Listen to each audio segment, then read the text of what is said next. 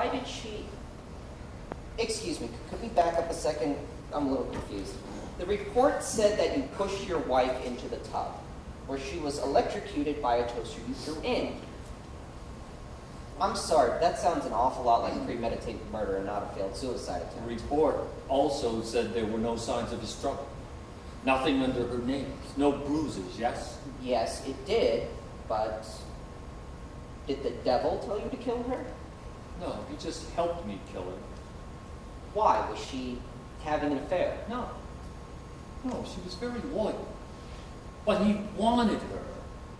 And he couldn't have me. I'm sorry, Mr. Torque, you're not making any sense. Of course I'm not. I'm crazy. Please, call me James. The nurse and guard enter. She carries a cup and a napkin in her hands. The guard already has his baton out and grasps it tightly. Here we go, James. Here's your pills. A little early, isn't it? Just take them, please. Here's your water. She sets the cup on the table. James simply stares at it. Do I need to call upstairs? Look, it's all right. I'll get him to take him. Are you sure? Yeah, I don't think we'll have any trouble. Go on. Okay, we'll check on you two in a little while. The nurse and guard exit.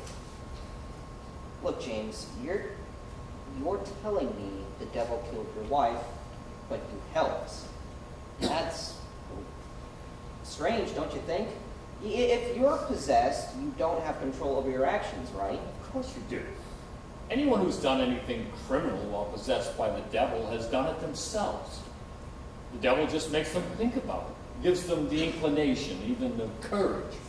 You might even speak to them, through them, or give them a little knife. So, why did the devil want to kill her? He was upset, angry. Same with rage, actually, Why? because he couldn't leave me. Why would he want to? Because I wasn't easy to reach. Look, do you know what electricity is? What it really truly is? It's just energy, isn't it? Yes, energy, exactly. Everything is made of energy. Every person, planet, and star, and electricity is pure energy. What's the point, James? And if we're energy and we're conscious, we're alive, does it stand to reason that there are life forms made completely of energy? Entirely sentient bolts of electricity? You've lost me. Creatures smaller than a pinhead live in your intestines, Fallon. Why couldn't there be creatures living in the very stuff humming through the cables in the ceiling? And then what you're saying is that these creatures are evil, are the devil. Oh, no, I think most of them are harmless, easygoing things. I doubt they bother with us much, but some of them do. Some of them find us interesting, I guess. They jump across flesh, invade us, maybe even kill us from time to time. This is incredible. I've never heard a delusion like this before. I could write a whole book on this. Wait, what do you mean he couldn't leave you? Well, you see, the devil is, I think, the most malicious of these beings. He does the most harm. He's probably been here for billions of years, since lightning first struck the newborn earth. Oh, come on. No, you come on. We're surrounded all the time by things we can't see that we take for granted. Air, bacteria, electricity. It's our belief that does us in, that causes us harm, that snares us in the trap. But he didn't count on me. Why do you call him he? Does electricity have a gender? Feels like a he. You asked what happened. Why I say I'm controlling him about. Let me tell you something. I've never experienced static electricity. Not once. What do you mean? Everyone has. Not me. Never. I have trouble with electrical things. And magnets, too. I was tested when I was younger. Something about my electromagnetic field is out of sync. Your electromagnetic field. Yes, it doesn't hold a charge right. It doesn't let energy in or out very well. I'm not completely cut off. I could still get a shock, but not a small one. Not like, a little buzz from scuffing your feet on the carpet and then touching a doorknob. No, I'd need a big shock. I made sure that I'd never get one. Once I figured out what the devil was up to, I made absolutely sure. How? By getting myself arrested. I knew I'd be declared insane, that they'd put me away for good. And even if I got the death penalty, they mothballed the electric chair, I'd get a lethal injection. Then the devil would be trapped in my dead synapses until I finally decomposed. Maybe he'd die with me. Who knows what really happens to electricity in your body after you die? Think about it. If all energy in the universe is finite, and it has to go somewhere, why don't we remember what we used to be when our energy was dispersed? Because we can't. We're not the same thing anymore. We're dead, and then alive again. New. Maybe the devil will be too. But how do you know it's the devil? What if it's, what you call it, easygoing? Because I could read its mind in a way. I saw what it had done all over the world throughout history. People and places it had changed, and not for the better. I think this is what they wrote about in the Bible when a man was possessed by demons and did bizarre things. Jesus could cast demons out, supposedly, take them away. What if he knew what to do?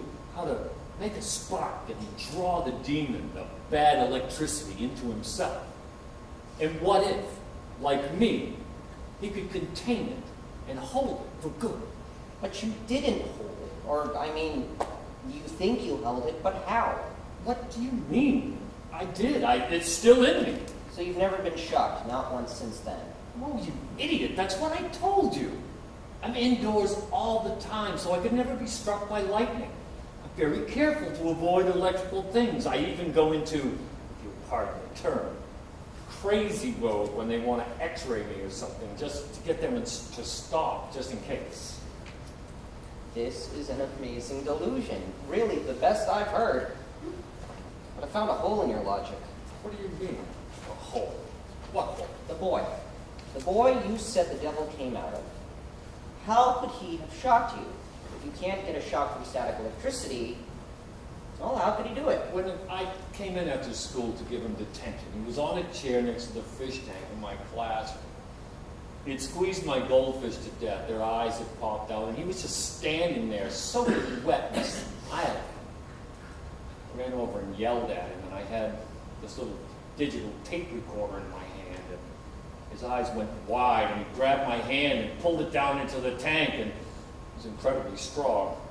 And this blast went through me, and then I felt different, occupied, invaded.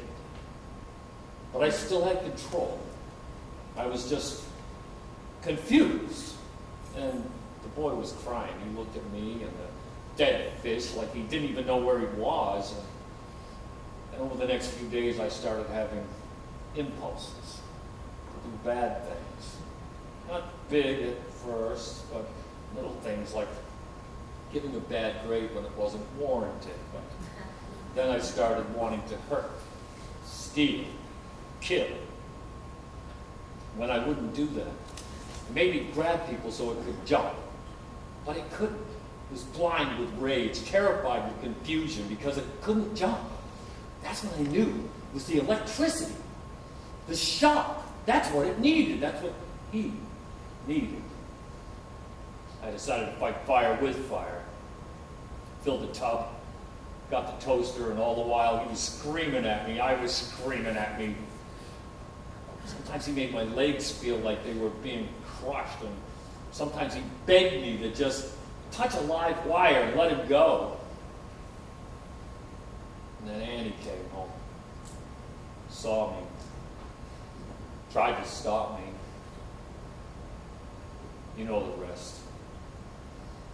I called the police, even broke my own ankle so he couldn't force me to run away. Because you see, he wanted to kill her. But he didn't want to stay around after it was done. That's his nature.